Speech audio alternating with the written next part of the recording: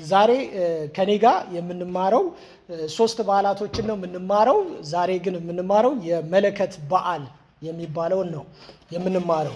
እነዚህ ሰባት በዓላቶች ናቸው በአይሁዳውያኖች ዘንድ ያሉት ወይም የእግዚአብሔር በዓል ተብለው የሚጠሩት። ዘሌዋውያን ምዕራፍ 23 ላይ ባለፈው ወንድማችን መኩ ነግሮናል። እና የእግዚአብሔር በዓላቶች ነው የሚባሉት። በተለምዶ ያው የእስራኤል በዓል እስራኤል ስለሚያደርገው የእስራኤል በዓል ነው የሚባለው ሰባቱ እና ሰቨን ፊስት ኦፍ ኢዝራኤል ነው የሚባለው። እና እነዚህ በዓላቶች አራቱ በዓላቶች የሚሆኑት አራቱ በዓላቶች ከቂጣ በዓል ጀምሮ ሰንበት ሁሉ ጊዜ ስላለ ማለት ነው። አራቱ በዓላቶች የሚሆኑት ኦልሬዲ ተፈጽመዋል ነው የሚባለው። የሚሆኑት ሳይሆን ተፈጽመዋል። አሁን አራቱ በዓላቶች ተፈጽመዋል ይባላል። እስከ ባለ 50 ቀን እስከሚባለው ቀን ድረስ ያለው ተፈጽመዋል ይባላል። ግን እስራኤል በየቀኑ እያከበረች ነው። ዛሬም አሁን የመለከት በዓል እያከበረች ነበር። አሁን ሴፕቴምበር ላይ አይደለ ሮሽ ሃሻማ የሚባል በዓል አክብረዋል አይደለ እንዴ? እያከበረች ነው ያለችው ማለት ነው። ግን ቤተ ክርስቲያን የተወለደችው ልክ ባለ 50 የሚባለው ባህል ላይ ነው የተወለደችው። አስተውላችሁ ከሆነ ማለት ነው ሐዋርያት ሥራ ምዕራፍ 2 የሚነግረን ያንን ነው የሚነግረን። እና ቤተ ክርስቲያን ደግሞ የምታበቃው ማለት ነው የመለከት በዓል ላይ ነው የምታበቃው። ይሄ በዓመት ውስጥ የሚከበር ነው። ተመልከቱ፣ በዓመት ውስጥ የሚከበሩ 7 በዓላቶች ናቸው የሚከበሩት። በመጽሐፍ ቅዱሳችን ውስጥ ከፋሲጋ ነው የሚጀምረው በዓላት አከባበሩ።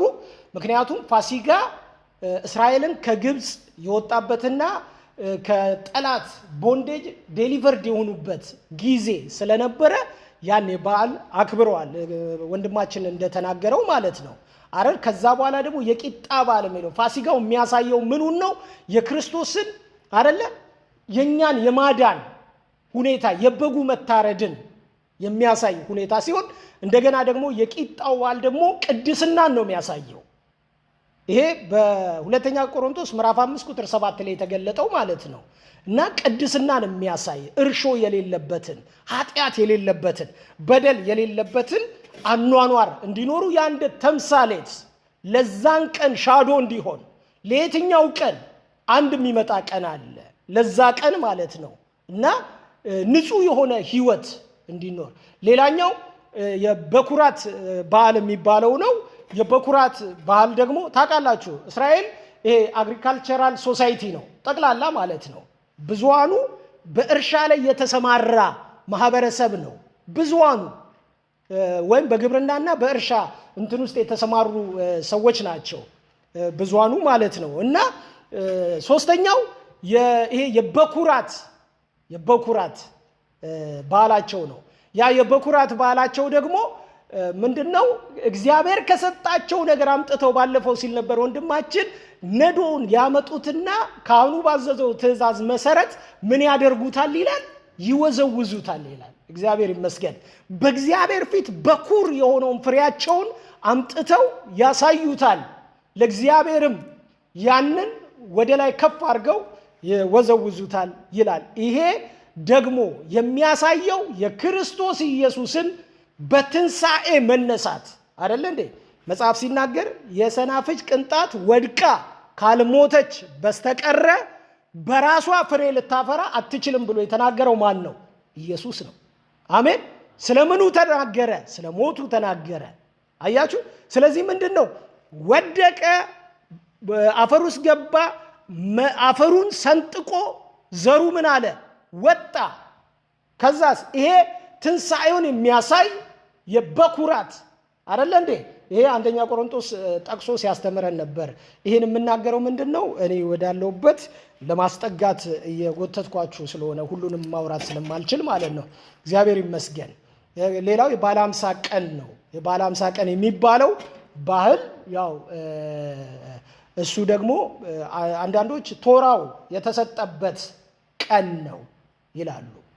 እና በደንብ የሚያከብሩትም ደግሞ ቶራው የተሰጠበት ቀን ነው። ከፋሲጋ በኋላ 50 ቀን ተቆጥሮ ማለት ነው አይደለ ያለው ጊዜ ነው ይላሉ። ሌላውን መኩ አስተምሯል። ለመጨመር ምንም አልፈልግም ማለት ነው። እግዚአብሔር ይመስገን። እኔ ዛሬ ወደ ራሴ ወደ ተሰጠኝ ትምህርት ነው የሚሄደው ማለት ነው። እና ይሄ ዛሬ ስንተኛውን በዓል ነው እኔ አሁን የምናገረው? አምስተኛውን በዓል ነው የምናገረው።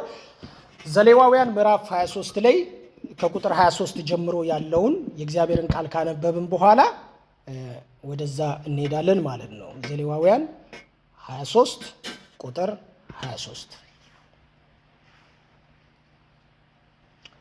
እንዲህ ይላል። እግዚአብሔርም ሙሴን እንዲህ ብሎ ተናገረው፣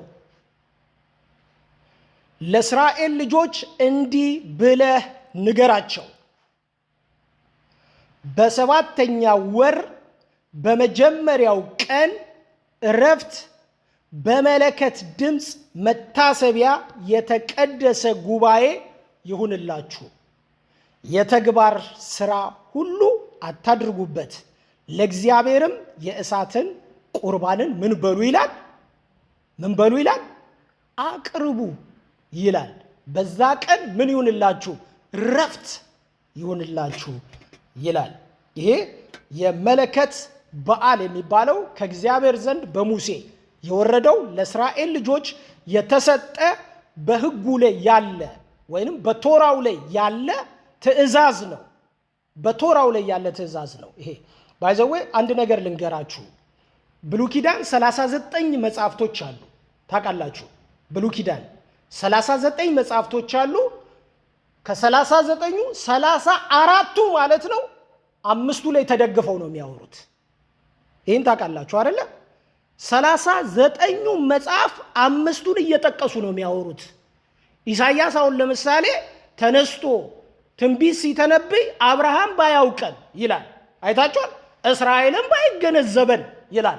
አንተ ግን ምናችን ነህ ይላል፣ አባታችን ነህ ይላል። ኢሳይያስ 63 ቁጥር 16 ላይ ምን እያለ ነው የሚያወራው? አብርሃም ማንን ማለት ኢሳይያስ ማንን ጠቅሶ ነው እያወራ ያለው? ቶራውን፣ ሕጉን ነው እየጠቀሰ የሚያወራው። አይታችኋል? ዘካርያስ ተነስቶ አንድ ነገር ሲናገር የቱን ነው የሚጠቅሰው? ሕጉ ላይ ሄዶ ነው። እዛ 5ቱ ሕግ ላይ ነው ሄዶ የሚጠቅሰው።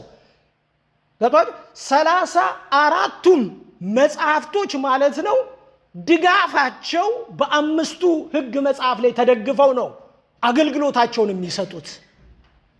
አያችሁ? እሱ ብቻ አይደለም።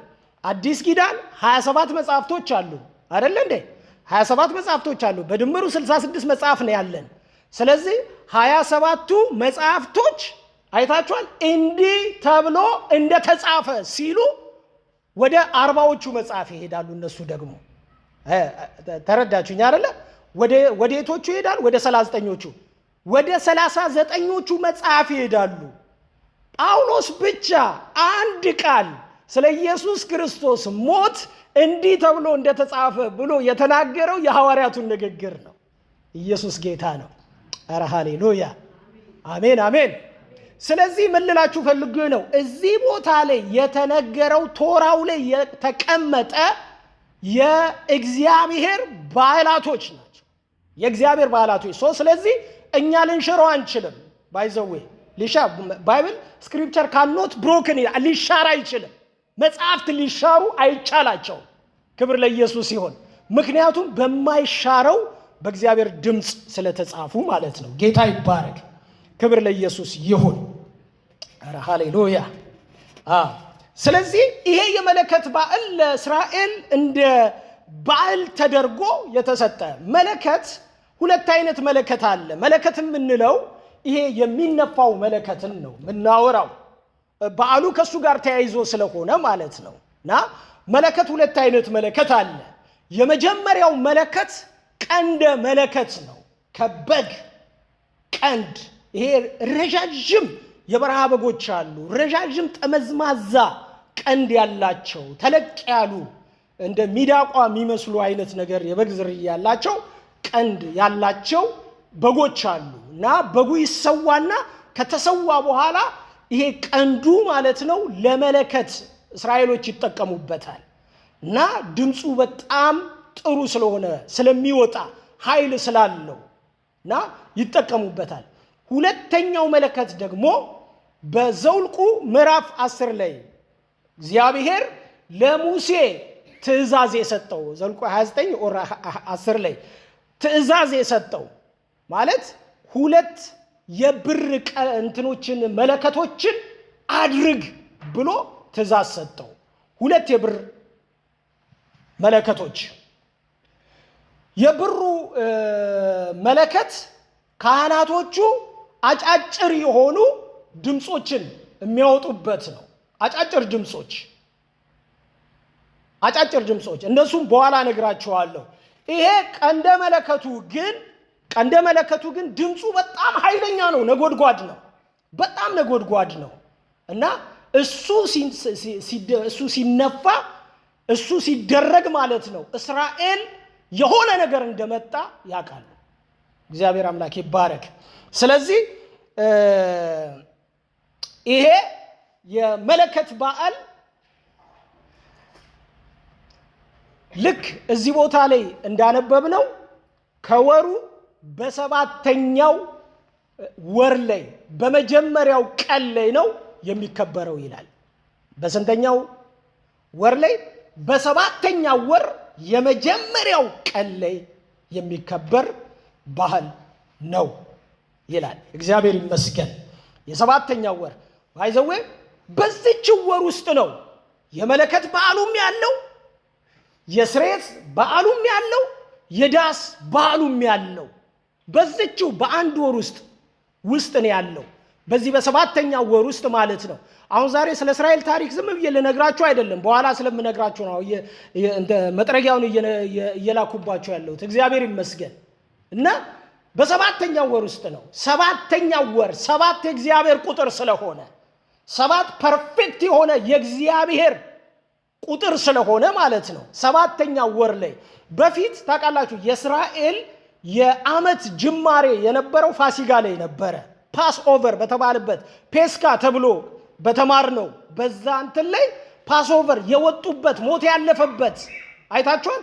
ሞት የተወገደበት በእስራኤል ላይ በጉ ታርዶ ሞት ከእስራኤል ላይ ያለፈበትና ከግብፅ የተላቀቁበት ነፃ የወጡበት አርነት የወጡበት አዲስ ዓመት ውስጥ የገቡበት ያነበር ዓመታቸው በፊት ከዛ በኋላ ከ70 ዓመተ ምህረት በኋላ ኢየሩሳሌም በጀነራል ቲቶ ከፈረሰች በኋላ ዓመተ ምህረታቸውን ከፋሲጋ ላይ አነሱትና ፋሲጋ ማለት ይሄ ምንድነው ማርች የሚባለው ወር ላይ ነው አይደል ያለው።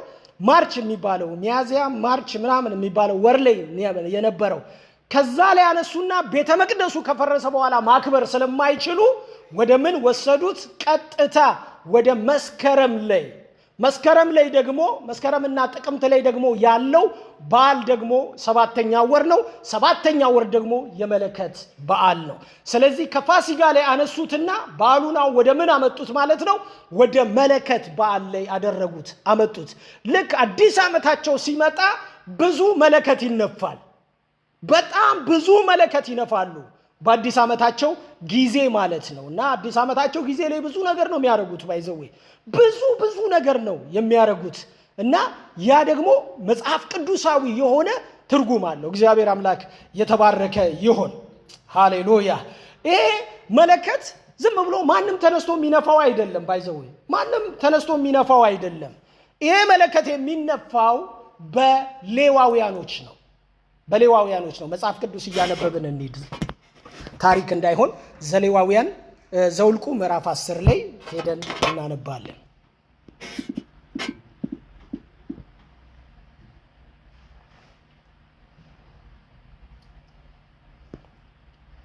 ዘውልቁ ምዕራፍ 10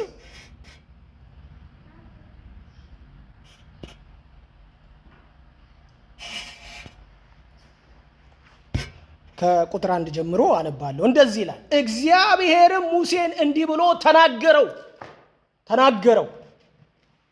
2 የብር መለከቶችን አጠፍጥፈ ላንተ አድርግ፣ ማህበሩን ለመጥራት ከሰፈራቸውም ለማስጓዝ ይሁንልህ። 2ቱም መለከቶች በተነፉ ጊዜ ማህበሩ ሁሉ ወደ አንተ ወደ መገናኛው ድንኳን ደጃፍ ይሰብሰብ። 1 መለከት ሲነፋ ታላላቆቹ የእስራኤል አላፋት አለቆች ወደ አንተ ይሰብሰቡ። መለከትንም ከፍ ባለ ድምፅ ስትነፉ በምስራቅ በኩል የሰፈሩት ይጓዙ። ሁለተኛውንም ከፍ ባለ ድምፅ ስትነፉ በደቡብ በኩል የሰፈሩት ይጓዙ። ለማስጓዝም መለከት ይነፋሉ። ጉባኤውም በሚሰበሰብበት ጊዜ ንፉ፣ ነገር ግን ድምፁን ከፍ አታድርጉት። የአሮንም ልጆች ካህናቱ መለከቶችን ይንፉ፣ እነርሱም ለልጅ ልጃችሁ ለዘለዓለም ሥርዓት ይሁን። ማን ይንፋ? ይሄንን የአሮን ልጆች። አሮን ስንት ልጆች አሉት? 5 ልጆች አሉት። አይታችሁ የትልቁ ክህነት በእስራኤል መካከል ትልቅ ክህነት የሚባለው ሊቀ ክህንነት ወይንም ደግሞ ሊቀ ካህን ሃይ ፕሪስት የሆነው አሮን ነው። ከአሮን ውጪ ሌላ ሃይ ፕሪስት መሆን አይችልም። ሌዋውያን የተለያየ ስርዓት አላቸው። ሌዋውያኖች 4 ናቸው። ቃት የሚባል ሌዋዊ አለ፣ ሜራሪ የሚባል ዘር ሌዋዊ አለ፣ ጌድሶን የሚባሉ ዘር ያላቸው ሌዋውያኖች አሉ። አንድ ደግሞ ሌላ አለ። 4ቱ በቤተ መቅደሱ 4 በምስራቅ፣ በምዕራብ፣ በሰሜን፣ በደቡብ የሚሰፍሩ ናቸው። የተለያየ አይነት ስራ የሚሰሩ ናቸው። ዋናው ሃይ ፕሪስቱ ግን አሮን ነው። ስለዚህ የአሮን ልጆች መለከቱን ምን ያድርጉት ይላል? ይንፉት ይላል። መለከቱን ይንፉት ይላል። በምኑ ቀን? በዚህ በ7ኛው ወር በመጀመሪያው ቀን ይሄ በዓል በሚከበርበት ጊዜ ይሄን መለከት ምን ያደርጉት ይላል? ይንፉት ይላል። ይሄ ወራቸው እንግዲህ በእነሱ ቲሽሪ ተብሎ ነው የሚጠራው። በእኛ መስከረም እና ጥቅምት የሆነው ቲሽሪ ይባላል። ያ ፋሲካ ኒሳን ነበረ።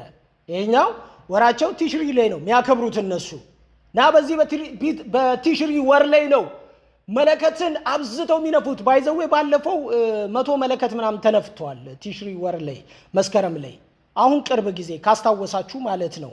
እና ብዙዎቹ እንደውም አንዳንድ ቴዎሎጂያኖች ምናምን ኢየሱስ መስከረም 24 ይመጣል ብለው ብዙ ነገር ሲሉ ነበረ።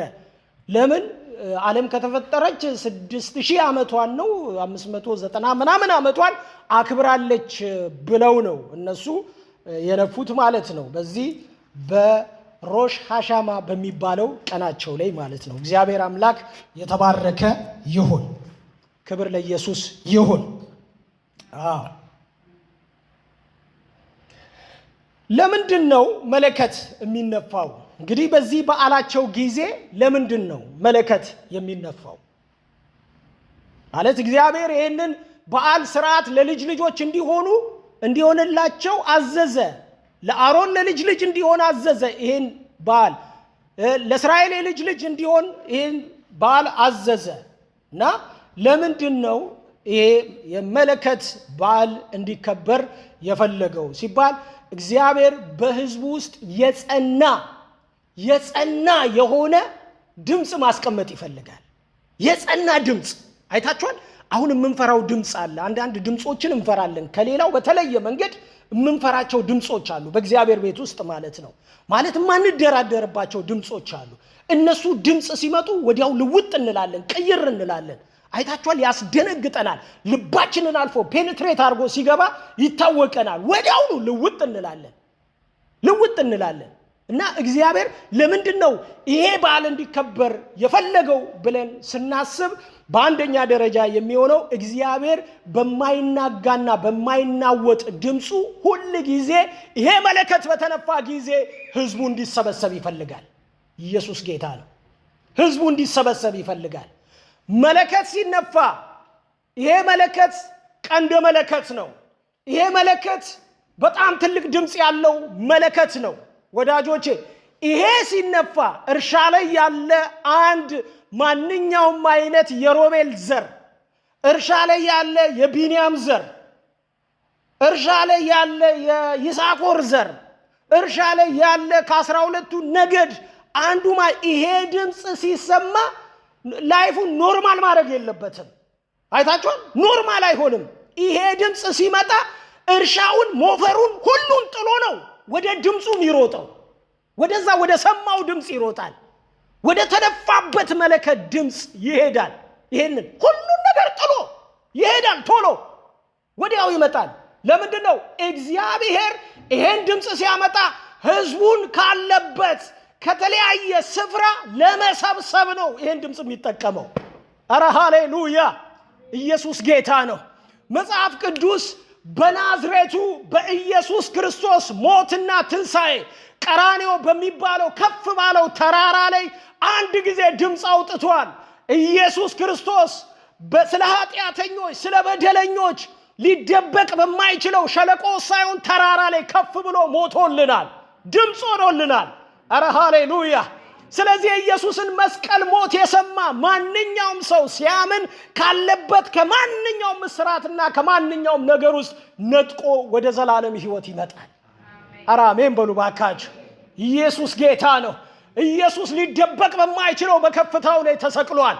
መለከቱ ኢየሱስ አንድ ጊዜ እዛ ጋር ሲሞትልን፣ አሁን ኢየሱስ ሞተ የሚባለውን ነገር ስንሰማ ነው ደንግጠን ወደ ሕይወት የመጣ ነው። ባይዘው ደንግጠን የመጣ ነው። የመለከቱ ድምፅ ከባድ ነው። ኢየሱስ ሞተ ብሎ ያሾፈ ሰምቶ ያሾፈ ሁሉ በኋላ ላይ ውስጡን ሰርስሮት ገዝግዞ ጨርሶት ገልብጦ ለራሱ ያደርገዋል። አይታችኋል? ከባድ ድምፅ ነው የኢየሱስ የመስቀል ሞት። ኢየሱስ ጌታ ነው። ስለዚህ ጳውሎስ የሚናገረው ይሄ ነው። አየህ፣ አይሁድ ምልክትን ይሻሉ፣ የግሪክ ሰዎች ጥበብን ይሻሉ። እኛ ግን የተሰቀለውን ኢየሱስ ምን እናደርጋለን? እንሰብካለን፣ እናስተጋባዋለን። ከኢየሩሳሌም የጀመረው እስከ ታች እስከ ስፓንያ ድረስ የሄደው ያ ወንጌል እንደ መለከት ነው የሄደው። ኢየሱስ ያድናል። አረ ሃሌሉያ! ወዳጆቼ እስራኤል ይሄንን ተቀብለው ይነፉት ነበረ። ሰው ሁሉ ካለበት ከማንኛውም ነገር ይወጣ ነበረ። እኛም የኢየሱስን ሞት ሰምተን ታውጆልን ይሄ ወንጌል ታውጆ ተሰብስበናል። ዛሬ አንድ መዝሙር አለ፣ ደስ የሚለኝ መዝሙር። ድግስ ደግሰናል ጌታን ለማመስገን አይደለ? ፀሐይ መውጫ መግቢያ፣ ሰሜን ደቡብ ዋልታ፣ ከሩቅ ተሰብስበን እንባችን ታብሶ ሞልቶ ስለታችን እግዚአብሔር ይመስገን ሆኗል ዝማሪያችን የሚባል ኢየሱስ ጌታ ነው። ተሰብስበን እንባችን ታብሶ ሞታችን ተወግዶ እግዚአብሔር ሰብስቦን በክርስቶስ መስቀል አንድ አድርጎናል። አሁን እዚህ ኦሮሞ የሚባል የለም፣ አማራ የሚባል የለም፣ እዚህ ትግሬ የሚባል የለም፣ ኩናማ የለም። እዚህ ሁሉ በክርስቶስ ስንት ነው? አንድ ነው። ኧረ ኢየሱስ ያድናል። ቤተ ክርስቲያን ውስጥ መስቀል ነው የሚያገናኘን። ቤተ ክርስቲያን ውስጥ የኢየሱስ ክርስቶስ ሞት ነው ያገናኘን። አየህ፣ አሁን ይሁን ሀብት አይደለም፣ አሁን እንትና እሱ ለራሳችን ነው። ማንም ሰው ወርክ ኤቲክሱን ጠብቆ ከሰራ ሰው ሁሉ ይባረካል። ወዳጄ ኢየሱስ ከሌለው ግን ቢባረክ ባዶ ነው፣ ምንም ነው። ኢየሱስ ነው የሰበሰበን። እስቲ ካጠገባችሁ ያለውን ኢየሱስ ነው የሰበሰበን በሉ እስቲ። ክብር ለኢየሱስ ይሁን። አረ ሃሌሉያ። ኢሳይያስ ምዕራፍ 27 ቁጥር 12 ላይ እንደዚህ ይላል። ለእስራኤል ሕዝብ እግዚአብሔር ሲናገር እንደዚህ ይላል። 27 ኢሳይያስ 27 ቁጥር 12 ላይ እንደዚህ ይላል። በዚያን ቀን እንዲህ ይሆናል ይላል እግዚአብሔር፣ ከወንዝ ፈሳሽ ጀምሮ እስከ ግብፅ ወንዝ ድረስ እህሉን ይወቃል ይላል። ከወንዝ ፈሳሽ ጀምሮ እስከ ግብፅ ወንዝ ድረስ ማለት ከኤፍራጥስ ከዛኛው ከባቢሎን ካለው ወንዝ እስከ ግብፅ እስካለው ወንዝ ድረስ ነው። በጣም ሰፊ ነው ወዳጆቼ። ከዛ አንስቶ እስከዚህኛው ወንዝ ድረስ እግዚአብሔር እህልን ይወቃል ይላል። ከዛስ ከግብፅ ወንዝ ድረስ እህልን ይወቃል። እናንተም የእስራኤል ልጆች ሆይ አንድ በአንድ ትሰበሰባላችሁ፣ አንድ በአንድ። በዚያን ቀን እንዲህ ይሆናል፣ ታላቅ መለከት ይነፋል። በአሦርም የጠፉ በግብፅም ምድርም የተሰደዱ ይመጣሉ። በተቀደሰው ተራራ በኢየሩሳሌም ለእግዚአብሔር ምን ያደርጋሉ? ይሰግዳሉ ይላል። ይሰግዳሉ። ከተለያየ ቦታ ይሰበስባቸዋል። መለከት ይነፋል። የዛኔ ወዳጆቼ ይሰበስባቸዋል ይላል። አረ አሜን።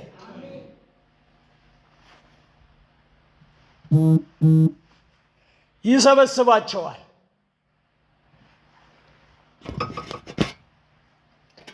አቤት ጌታ ደግ አምላክ ነው። አሜን ሃሌሉያ። በጣም የሚገርመው የእስራኤል ሕዝብ ለዚህ ድምፅ ያላቸው አክብሮት ነው። በጣም የሚገርመኝ እኔ ማለት አልፎ አልፎ አይሰሙም እንደ ሕዝብ። ሁላችንም የሰዋዊነት ባህሪ ስላለን የማንሰማበት የተለያየ አይነት መንገድ አለን። ግን ለዚህ ድምፅ ያላቸው እንትን ካልሰሙም በጣም የሚገርመው ነገር አንድ ላይ ነው የማይሰሙት። በቃ ከሰሙም አንድ ላይ ነው የሚሰሙት፣ ከጠፉም አንድ ላይ ይጠፋሉ፣ ሲመለሱም አንድ ላይ ነው የሚመለሱት። የእስራኤል ባህሪ ባይዘው ይሄ ነው። ዩኒፎርም ናቸው ማለት በጣም ዩኒፋይ የሆኑ አንድነት ያላቸው ናቸው። ዝም ብለው አይደሉም። ክብር ለኢየሱስ ይሁን። ዝም ብለው አይደሉም። አሁን ለምሳሌ ሁለተኛ ዜና ምዕራፍ 5 ቁጥር 3 ላይ አንድ ቃል አንብብላችሁ። የእስራኤልም ሰዎች ሁሉ በሰባተኛው ወር ማለት የመለከት በዓል ነው። የእስራኤልም ሰዎች ሁሉ በሰባተኛው ወር በበዓሉ ጊዜ፣ በመለከት በዓል ጊዜ ማለት ነው። ቅድም ሙሴ እዛ ጋር ከትቦ አስቀምጦታል እኮ ዘሌዋውያን መጽሐፍ ላይ በበዓሉ ጊዜ ወደ ንጉሱ ተከማቹ ይላል። ወደ ማን የተከማቹት? ወደ ንጉሱ ተከማቹ። የእስራኤልም ሽማግሌዎች ሁሉ መጡ፣ ሌዋውያንም ታቦቱን አነሱ። ታቦቱንም የመገናኛውንም ድንኳን በድንኳኑም ውስጥ የነበረውን የተቀደሰውን ዕቃ ሁሉ አመጡ።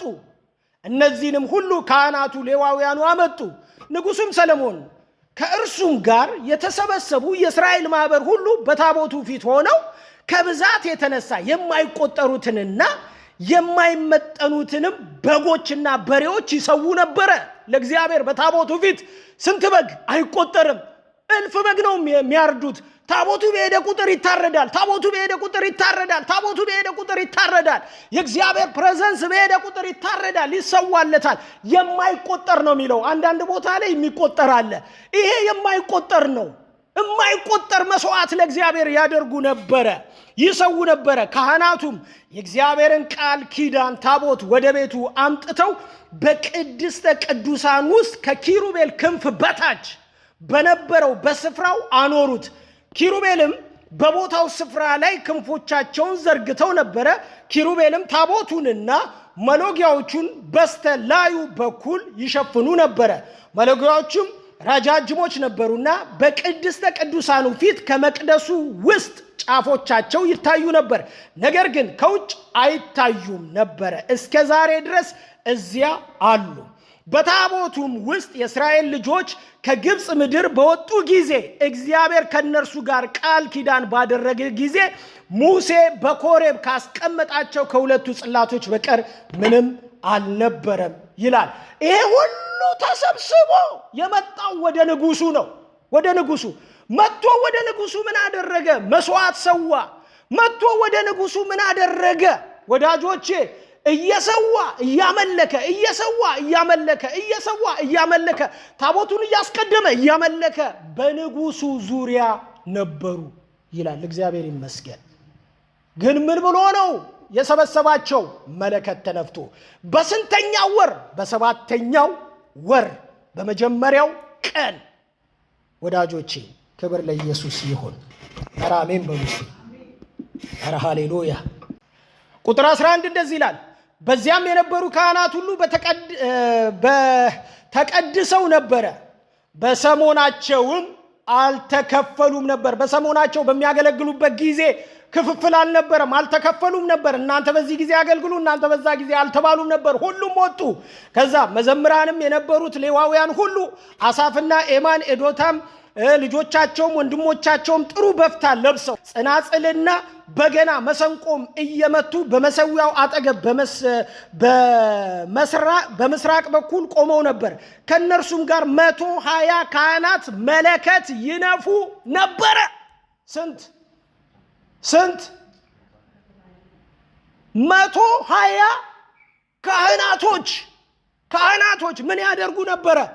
መለከት ይነፉ ነበር። በየትኛው ጊዜ? በሰባተኛው ወር እግዚአብሔር በዓል ባለው ቀን ህዝቡ ሁሉ በንጉሱ ዙሪያ በተሰበሰበ ጊዜ፣ መስዋዕት በሚደረግበት ጊዜ አይታችኋል።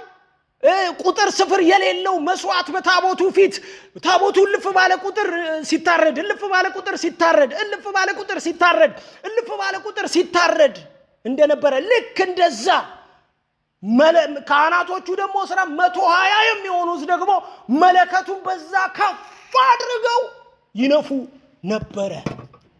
ይነፉ ሃሌሉያ። መለከቱንም የሚነፉ መዘምራኑም በአንድነት ሆነው በአንድነት የሚለውን ነው ቅድም ያልኳችሁ። በጣም ዩኒቲ ነበራቸው። በአንድነት ሆነው በዓሉን ሲያከብሩ ተከፋፍለው አይደለም፣ በአንድነት ሆነው እግዚአብሔርን እያመሰገኑና እያከበሩ እግዚአብሔር ቸር ነውና ይላሉ። አረቤ ደስ የሚል ዝማሬ እኮ ነው። እግዚአብሔር ምንድነው ይላሉ? ቸር ነው ይላሉ። እኔ ደስ የሚለኝ ዝማሬ ይሄ ነው። እነ ኢዮሳፍጥ የዘመሩት ዝማሬ እግዚአብሔር ምንድነው ይላሉ? ቸር ነው ይሰጣል ይላሉ። እግዚአብሔር ምንድነው? ትንሿን እስራኤልን የጫማ መዳፍ የምታክለውን እስራኤልን ያሰፋት እግዚአብሔር ምንድነው? ቸር ነው። ክብር ለኢየሱስ ይሁን። መብላት የማይችለውን ያበላ እግዚአብሔር ምንድነው? ቸር ነው። መኖር የማይችለውን ያኖረው እግዚአብሔር ምንድነው?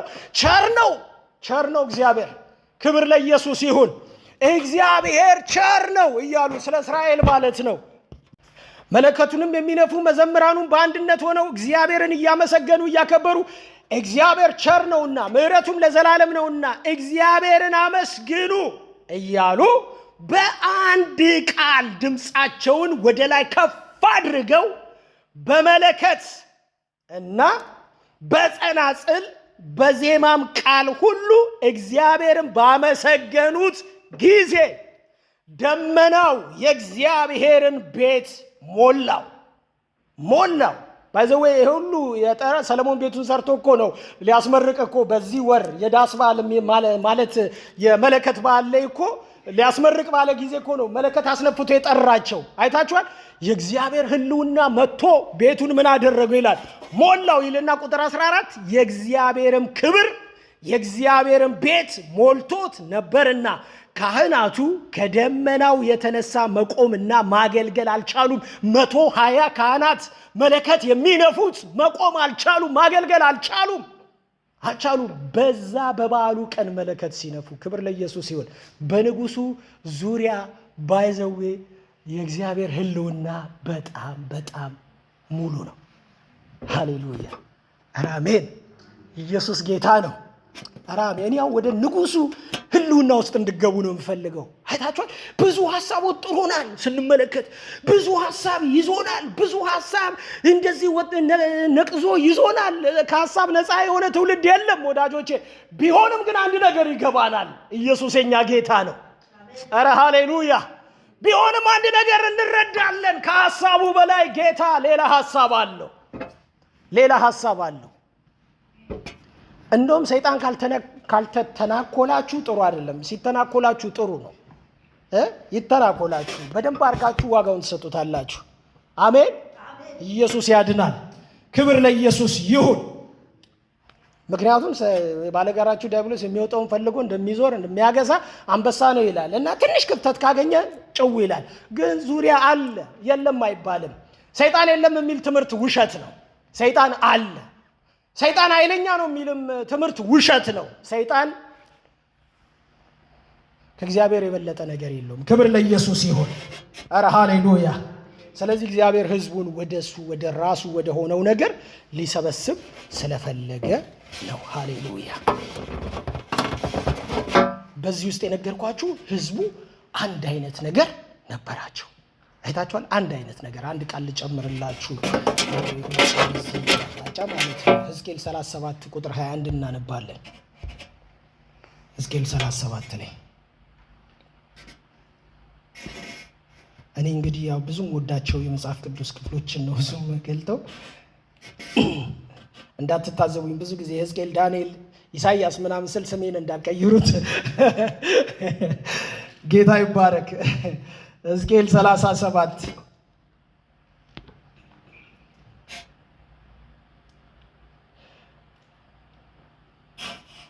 ቁጥር 21 ላይ አንተም እንዲህ ትላቸዋለህ፣ ጌታ እግዚአብሔር እንዲህ ይላል፣ እነሆ የእስራኤልን ልጆች ከሄዱበት ከአሕዛብም መካከል እወስዳለሁ፣ ከስፍራም ሁሉ እሰበስባቸዋለሁ፣ ወደ ገዛ ምድራቸውም አመጣቸዋለሁ። በምድርም ላይ በእስራኤል ተራሮች ላይ አንድ ሕዝብ አደርጋቸዋለሁ፣ አንድም ንጉሥ በሁላቸው ላይ ይነግሳል። ከዚያ ወዲያ ሁለት ሕዝብ አይሆኑም፣ ከዚያ ወዲያ ሁለት መንግስት ሆነው አይለያዩ። አሁን ስንት መንግስት ነው እስራኤል ያለው? ኔታንያሁ ነው ያለው። በፊትስ ማና ማን ነበረ? ኢዮርብዓምና አንደኛው ማን ነው? ሮብዓም አይደለ እንዴ? ኢዮርብዓምና ሮብዓም ነበሩ እያለ የሚቀጥለው። ከዛ ዝቅ ሲል እያለ ወደ ታች ሁለት መንግስት ነበር። ከዛ እግዚአብሔር ምን አደርጋለሁ አለ? አንድ መንግስት አደርጋለሁ አለ። ይሄ እኮ ትንቢቱ እየተፈጸመ እያየነው ነው ወዳጆች። እስራኤል ውስጥ ሁለት መንግስት የለም፣ አንድ መንግስት ነው ያለው። መጽሐፉን አንድም ሊትራል አንድም ስፒሪቹዋል እያደረግን ነው መንፈታው ስንሄድ ማለት ነው። እግዚአብሔር ይመስገን። ነህምያ መጽሐፍ ላይ ምዕራፍ 8 ከቁጥር 1 ጀምሮ አነባለሁ። ሰባተኛውም ወር በደረሰ ጊዜ፣ ሰባተኛው ወር የምን በዓል ነው? የመለከት በዓል። ሰባተኛው ወር በደረሰ ጊዜ የእስራኤል ልጆች በከተሞቻቸው ነበሩ። ሕዝቡም ሁሉ በውሃ በር ፊት ወዳለው አደባባይ እንደ አንድ ሰው ሆነው ተሰበሰቡ። እንደ ስንት ሆነው? እንደ አንድ ሰው ሆነው ተሰበሰቡ። ሕዝቡም ሁሉ በውሃ ዳር በፊት ወዳለው አደባባይ እንደ አንድ ሰው ሆነው ተሰበሰቡ። እግዚአብሔርም ለእስራኤል ያዘዘውን የሙሴን ሕግ መጽሐፍት ያመጣ ዘንድ ጸሐፊውን ዕዝራን ተናገሩት። መጽሐፉን አንጣልን አሉት። ከዛስ ካህኑም ዕዝራ በሰባተኛው ወር በመጀመሪያው ቀን በመጀመሪያው ቀን አይደለም የሚለው፣ በመጀመሪያው ቀን ሕጉን በማህበሩ በወንዶችና በሴቶች አስተውለውም በሚሰሙ ሁሉ ፊት አመጣው ይላል። የመለከት በዓል ነው። በመለከት በዓል ቀን ወዳጆቼ ሕጉን አመጣው ዕዝራ በውሃውን በር ፊት ባለው። ይህ እንግዲህ ተመልከቱ፣ ከምርኮ በኋላ ለመጀመሪያ ጊዜ የተነበበበት ቦታ ነው።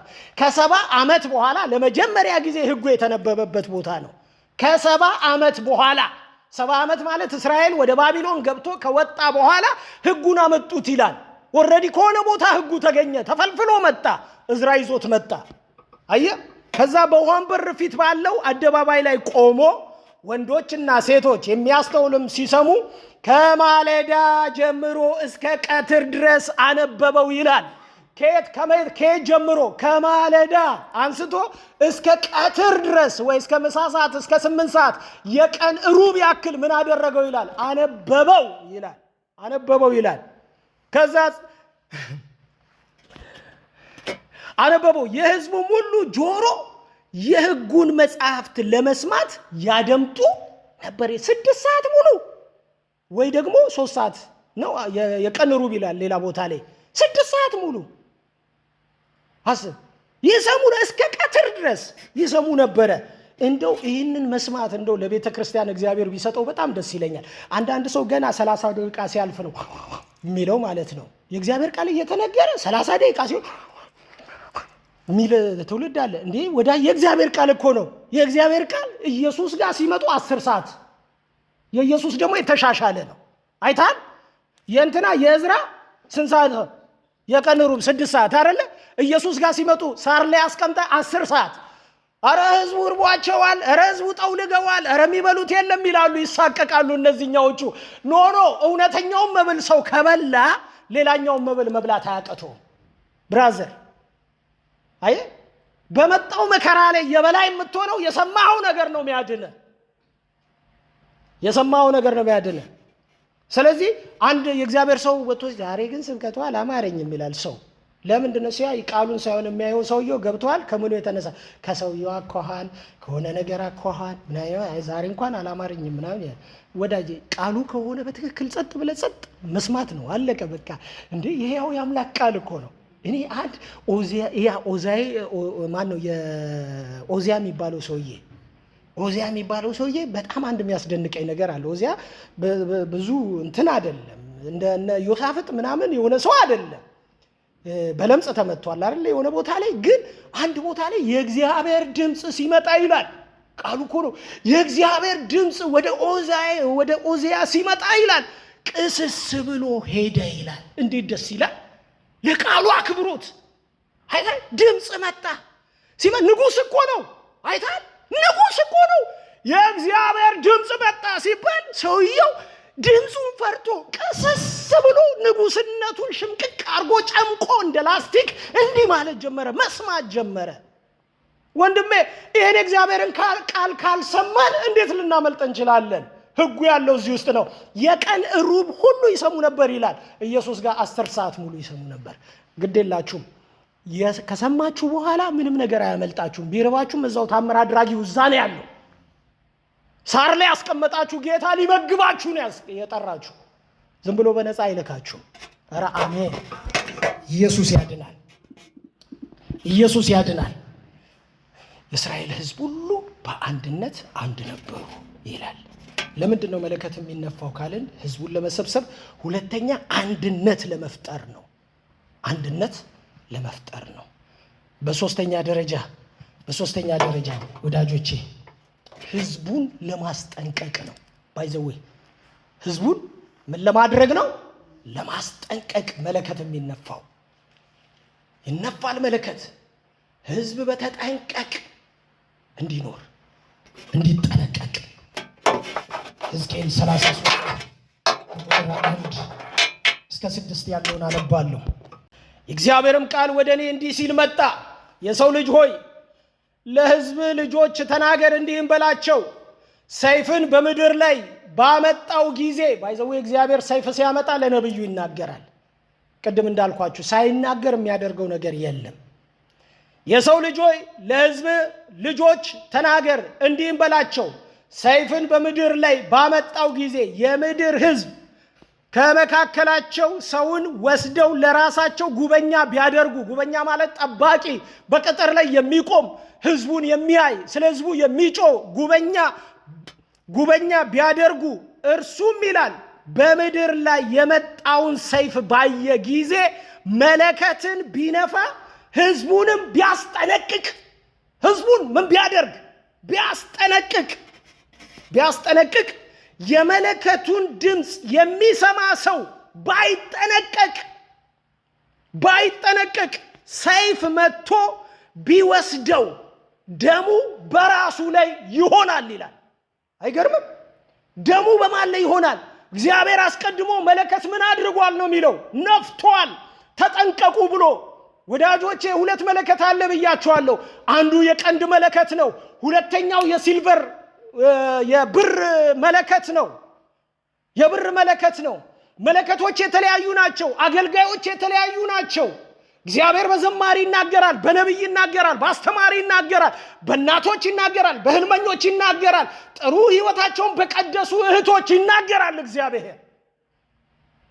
እግዚአብሔር መናገሪያው ሰፊ ነው፣ ብዙ ነው፣ አይነተኛ ነው።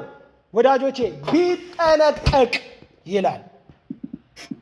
ባይጠነቀቅ ደሙ በራሱ ላይ ነው። ደሙ በራሱ ላይ ይሆናል። ቁጥር 5 የመለከቱን ድምፅ ሰምቶ ስላልተጠነቀቀ ደሙ በራሱ ላይ ይሆናል። ቢጠነቀቅስ ኖሮ ነፍሱን ባዳነ ነበር። ቢጠነቀቅ ባዳነ ነበር።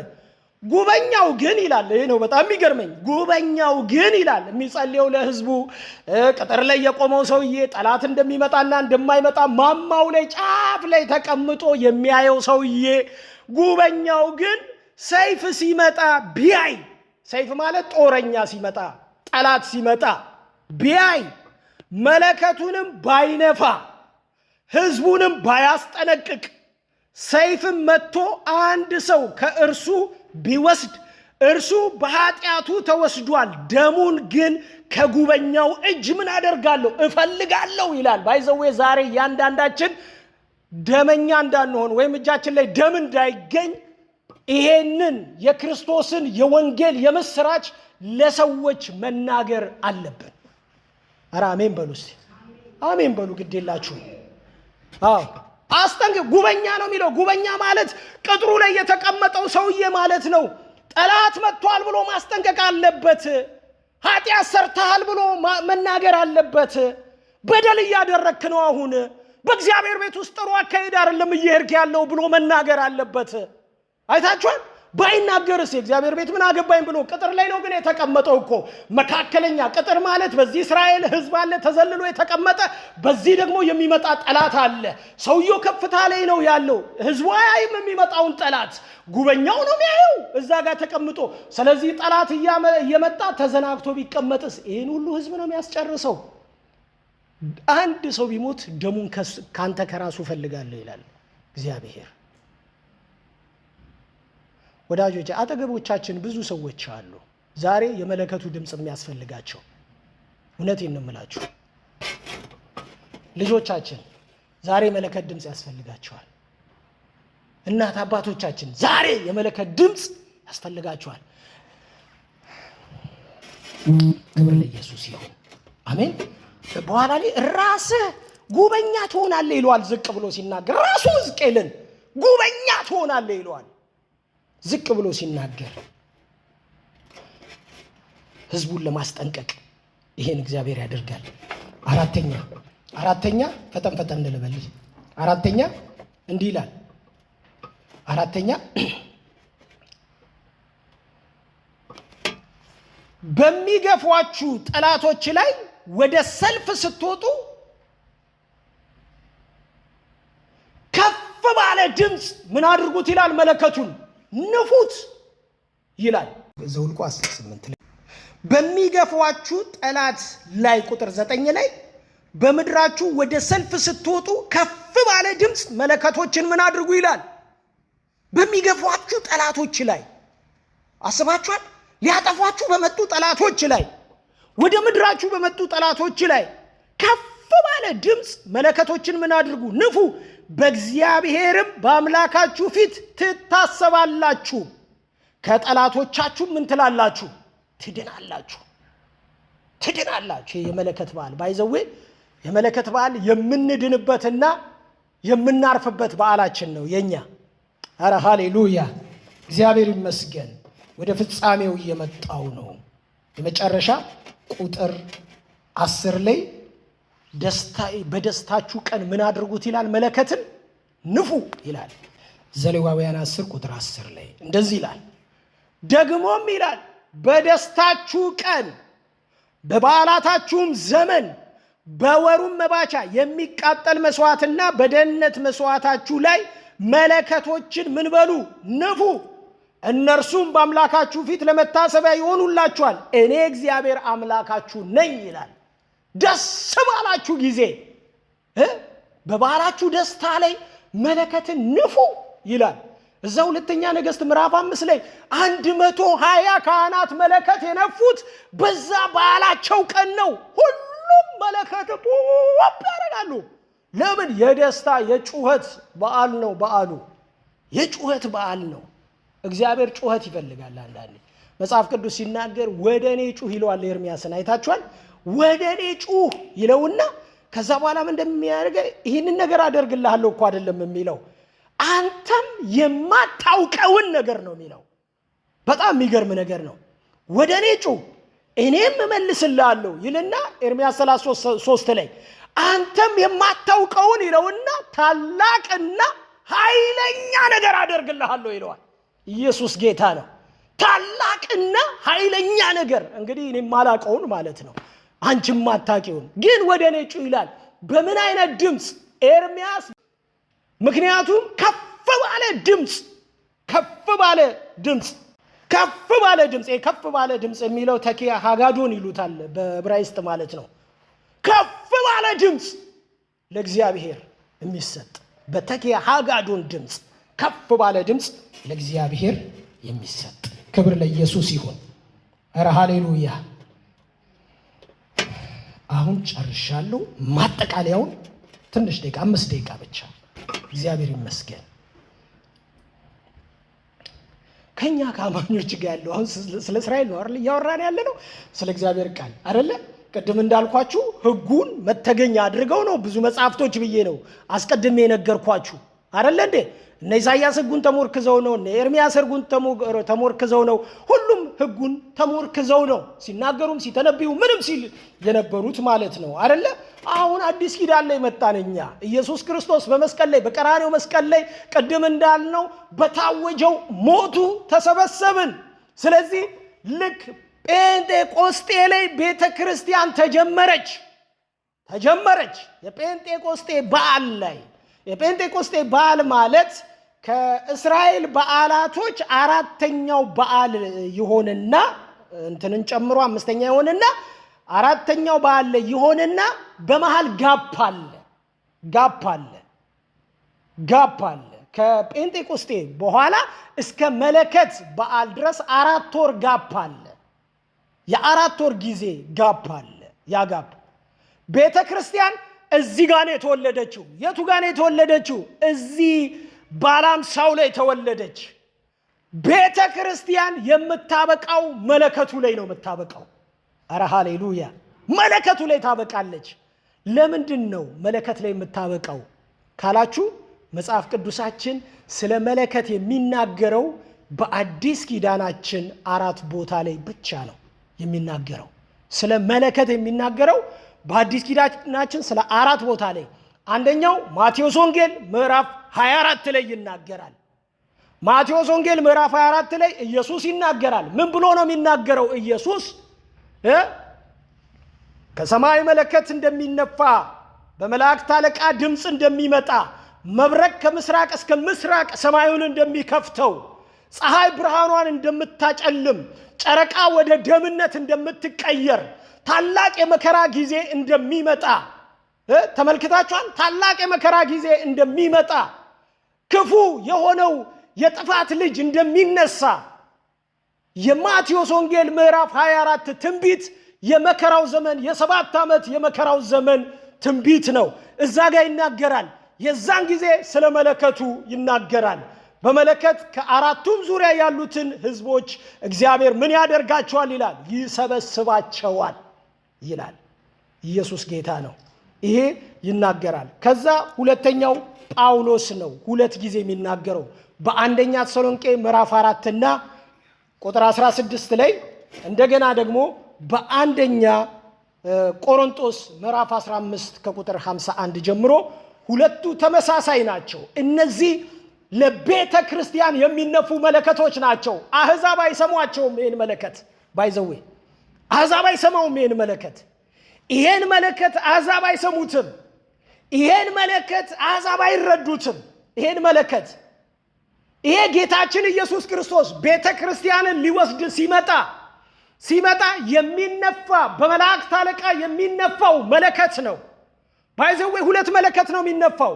አንድ በጌታ ምጽአት ጊዜ የሚነፋ አለ። አንድ ደግሞ ቤተ ክርስቲያን ስትወሰድ የሚነፋ መለከት አለ።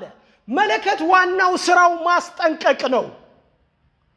ማስጠንቀቅ ብቻ ሳይሆን መሰብሰብ ነው። ህዝብን መሰብሰብ ነው። ቤተ ክርስቲያንን ለመጨረሻ ጊዜ እግዚአብሔር የሚሰበስበው በመለከት ድምፅ ነው። አረ ሃሌሉያ! እናንብበው። በመለከት ድምፅ ይሰበስበናል። አንደኛ ተሰሎንቄ ምዕራፍ 4 ላይ በመለከት ድምፅ እንሰበሰባለን።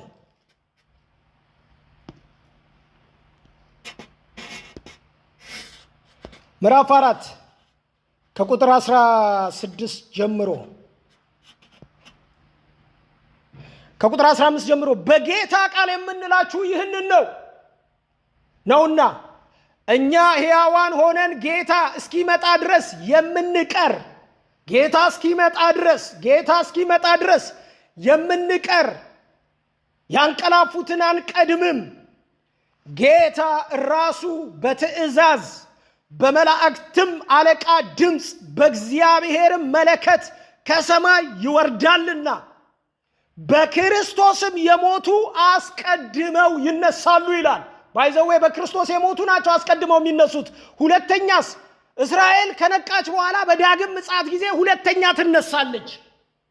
ሁለተኛ አስቀድመው በክርስቶስ የሞቱት ግን ምን ያደርጋሉ? ይነሳሉ። ሁለተኛው ትንሣኤ እነማን ናቸው የሚነሱት? በመከራ ውስጥ ያለፉ ከ7 ዓመት በኋላ ያሉት ደግሞ እነሱ ምን ያደርጋሉ? ይነሳሉ። አስቀድመው ግን በክርስቶስ የሆኑት ምን ይላሉ? ይነሳሉ። አስቀድመው በክርስቶስ የሆኑት ይነሳሉ። የመለከቱን ድምፅ ሲሰሙ ለሙታን ሕይወትን ይሰጣል። ሪዘረክሽን ይሆናል። ትንሣኤ ይሆናል። አንድ የሚገባ መንፈስ አለ። ሕያውነት የሚባል ነገር ይገባል። አይታችኋል? የቆሙት ላይ መለወጥ የሚባል ነገር ይመጣባቸዋል።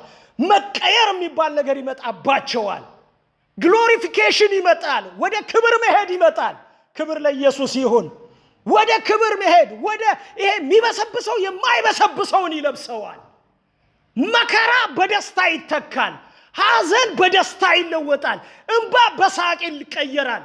ሞት ከእንግዲህ በኋላ አይኖርም። ኢየሱስ ያድናል። አረ ሃሌሉያ! ሞት ከእንግዲህ በኋላ አይኖርም። ይሄ መለከት ሲነፋ፣ ይሄ ለቤተ ክርስቲያን የሚነፋው መለከት ነው። አስቀድመው ይላል ባይዘዌ ቅድም ደግሞ አንደኛ ቆሮንቶስ ላይ ሲናገር ሁሉም በክፍሉ ተራ ይሆናል ነው የሚለው አይደለ? በክፍሉ ተራ ይሆናል። ትንሣኤው በክፍሉ ተራ ነው የሚሆነው። ሁላችንም ግር ብለን አንነሳም። አይታችኋል? ሁላችንም ግር ብለን አንነሳም። እንዴት ነው የምንነሳው? በተራ ነው የምንነሳው። ቃሉ ሲናገር አስቀድሞ በክርስቶስ የሆኑት እነሱ አይሁዳዊም ቢሆን ሙስሊምም ቢሆን ኦርቶዶክስም ቢሆን ወደ ጌታ ከመጣ በክርስቶስ ከሆነ ኢየሱስን ካመነ የመጀመሪያው ትንሣኤ ኢየሱስ ተነስቷል። ሁለተኛው ትንሣኤ እሱ ያገኘዋል። ክብር ለኢየሱስ ይሁን። ኧረ ሃሌሉያ! ክርስቶስ የትንሣኤ በኩራት ሆኖ አይደል የተነሳው? ቀጣይ ጳውሎስ ሲናገር ምን አለ? መጀመሪያ እኛ እንነሳለን። ቀጥሎ ደግሞ ክርስቶስ በክብር ሲመጣ ደግሞ ከ7 ዓመቱ በኋላ በዛ ውስጥ የዳኑ ሰዎች ይነሳሉ። ይህን የስርየት ቀን ነው የምናወራው። ባይዘዌ የሚቀጥለው ሳምንት በጣም ከባድ የሆነ ኢሹ ስለሆነ በጣም ብዙ የምናስተካክለውም ነገር ስላለ እግዚአብሔር አምላክ የተባረከ ይሁን። አሜን። ስለዚህ ምን ይሆናል? የመለወጥ ጊዜ ይሆናል። ሞት በሕይወት የሚሻርበት ጊዜ ይሆናል። የቤተ ክርስቲያን ማብቂያ ጊዜ ይሆናል። መለከት ሲነፋ የቤተ ክርስቲያን ማብቂያ፣ ቤተ ክርስቲያን ሄደች። የቤተ ክርስቲያን ማብቂያ ጊዜ ይሆናል። አረ ሃሌሉያ! ፍርድ ሊደረግ ስለሆነ ፍርድ ይመጣል ተብሎ ማንቂያ ይሆናል። ቤተ ክርስቲያን ከሄደች በኋላ መለከቱ የሚነፋው ፍርድ ይመጣል ነው። የ7 ዓመት ፍርድ እየመጣ ነው ተብሎ ማንቂያ ይሆናቸዋል። ለነሱ ለእስራኤሎች ማንቂያ ይሆናቸዋል። ንስሐ ግቡ፣ ከፊታችሁ የስርየት ጊዜ አለ፣ ንስሐ ግቡ የሚል ነው። ቤተ ክርስቲያን ስትወሰድ እስራኤል ዝም ብላ አትመለከትም፣ ትነቃለች። ከእንቅልፍ ከድንዛዜ ካለባት ነገር ትነቃለች። ክርስቶስ ቤተ ክርስቲያንን ይወስዳል። አረ ሃሌሉያ! በጣም የሚገርመው ይህንን የመለከት ድምፅ የሚለዩት አማኞችና አማኞች ብቻ ናቸው። ክርስቶስ የገባቸው ብቻ ነው ይህን ድምፅ መለየት የሚችሉት። ቅድም አሁን ድምፅ ከሰማይ ሲመጣ እግዚአብሔር እንዲያሳየኝ ሲባል የሚገባው ለሱ ብቻ ነው። ከዛ ነው እሱ ካልነገረን እኛ አይገባንም። አይታችኋል አይደል? ልክ እንደዛ ጉልህ በሆነ መንገድ አማኞች ናቸው። ይሄ ድምፅ ሲመጣ ልክ የመለከቱ ድምፅ ሲነፋ ፒክ ያደርጋቸዋል፣ ራፕቸር ያደርጋሉ። አያችሁ፣ ይወሰዳሉ። ይሄን ድምፅ የሚሰሙት በክርስቶስ የሆኑት ይላል ቃሉ ሲናገር። የመለከቱ ድምፅ ሲገባ የሞቱት ይነሳሉ። አንቀድማቸውም፣ ኦልሬዲ በልዩ በሆነው አሰራሩ ይወስዳቸዋል። እኛ የቆምነውን ደግሞ እያየን እንቀየራለን በመቀጽበት አይን ነው የሚለው ቃሉ ሲናገር። ችን ቃል አንብቤ እንጨርሳለን። አንደኛ ቆሮንቶስ ምዕራፍ 15 አንብብና እንጨርስ።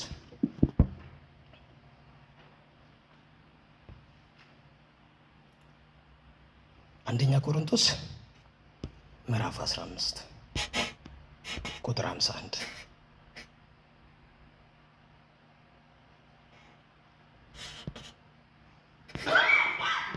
እንደዚህ ይላል። እነሆ አንድ ምስጢር እነግራችኋለሁ ይላል ጳውሎስ። ሚስጥር ካለ ባይዘዌ ከባድ ነው እና ይሄ መነጠቅ የሚባለው ራሱ ሚስጥር ነው።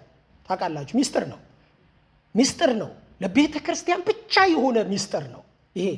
አሁን ብሉይ ኪዳን ምናምን እነ እስራኤል ምናምን መነጠቅ ብትሏቸው እነ ሄኖክን ያመጡላቸዋል። እነ ሄኖክም ሄደዋል ይሏቸዋል። ኤልያስም በአውሎ ነፋስ ወደ ላይ ወጥቷል ይላቸዋል። የሙሴም ስጋ እስካሁን አልተገኘም፣ በፈስጋ ተራራ ላይ ሂድ ሙት ብሎት ነው የላከው። እስካሁን በሱ ስጋ ሚካኤልና መላእክቱ እየተጋጩ እየተጣሉ ነው ይወሰዳሉ ይሏቸዋል። ይሄ ግን እንደዛ አይደለም። ይሄ ፊልጶስንም እግዚአብሔር ነጥቆታል፣ ግን በስጋው ነው የነጠቀው ፊልጶስን። ተመልከቱ፣ ከዚህ ወስዶ እዛ ጋር አይደለ? ኤልያስንም ልክ እንደዛ አንተ በዚህ ነህ ሲባል የእግዚአብሔር መንፈስ ይመጣና ወደዛ ይወስደሃል አለው። አይታችኋል? እንትና ያማን ነው አብድዩ የሚባለው ሰውዬ አንተ እኮ እንዴት ብዬ እጄ ለአካብ ልንገረው፣ እንዴት ተገለጥ ትላለህ እንዴ? ታስገድለኛለህ። ኤልያስ በዚህ ነው ብዬ እዚህ ሆግልስትራሰ ነው ብዬ ገና ነግሬ ሳልጨርስ አካብን አንከብክቤ ስመጣ አንተ ድንገት ኢትዮጵያ ልትገኝ ትችላለህ። መንፈሱ ሊነጥቅህ ይችላል። ስለዚህ ታስገድለኛለህ፣ ውሸታም ታስብለኛለህ። ስላላደርገውም አለው ሂድ በያው ነብሳ እምላለሁ። አሁን ለአካብ ምን እልለታለሁ? እገለጥለታለሁ አለ። እግዚአብሔር ይመስገን። አረ ሃሌሉያ! እግዚአብሔር ሰዎችን ይነጥቃል። ይሄ ሲምቦል ነበረ፣ ይሄ ሻዶ ነበረ ለዛ ቀን ለሚመጣው ለቤተ ክርስቲያን በክርስቶስ ላመኑ ሰዎች እንደ ጥላ የሆነ የመነጠቅ ተምሳሌት ነበረ። ይሄ ቃል መጣውን በክርስቶስ ማዕቀፍ ውስጥ የገባ ሁሉ ኢየሱስን ያመነ የቀራኔውን ጀግና ያመነ ሁሉ ማለት ነው። በዚህ በመለከቱ ቀን ማለት ነው በማይታይ ረቂቅ በሆነ በራሱ አሰራር እግዚአብሔር ከዚህ ምድር ቀስ ብሎ ይወስደዋል። ከዛ በኋላ ኪዮሱ የሚጀምረው የዛኔ ነው። እዚህ ምድር ላይ ሪባኑ የሚቆረጠው ባይዘው ቤተክርስቲያን ልክ ስትወሰድ ነው የመከራው ዘመን ሪባን የሚጀምረው። እግዚአብሔር ከክፋት ሁሉ አድኖናል። አሜን በሉ እስቲ። እናንተን አያገኛችሁ። እኛ በክርስቶስ ተጠብቀናል። ከሚመጣው ቁጣ አምልጠናል። ኢየሱስ ጌታ ነው። ይሄ የመለከት በዓል ለኛ የደስታ በዓል ነው። ለኛ የመሸጋገሪያ በዓል ነው። እኛ ከሚበሰብሰው ወደማይበሰብሰው የምንሄድበት በዓላችን ነው። እኛ አዲሱ ንጉስ የምንተዋወቅበት በዓላችን ነው። አይታችኋል? እስራኤል ንጉስ ሲሾሙ መለከት ይነፉ ነበር። እኛው ንጉሱን በክብር የምናይበት በዓላችን ነው ይሄ ሲነፋ። ከዚህ በኋላ እግዚአብሔር ማስተዋል ይስጠን። አሜን። ወዳችኋለሁ። እንጸልያለን። ክብር ለኢየሱስ ይሁን። ሃሌሉያ። ቅርታ ትንሽ ሰዓት እንደወሰድኩባችሁ አውቃለሁ፣ ግን እንጸልያለን። አምላካችን የተባረከ ይሁን።